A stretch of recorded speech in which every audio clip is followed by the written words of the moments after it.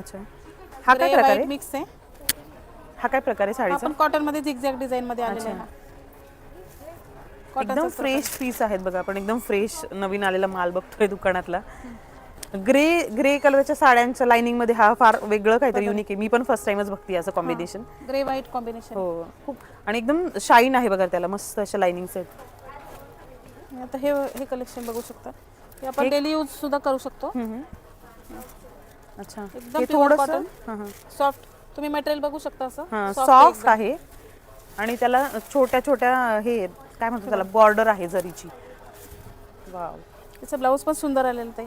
हा पदर आहे बघा, आणि ब्लाऊज असा हा लाइनिंग मध्ये ब्लाऊज आहे. अच्छा, ही काय रेंज मध्ये?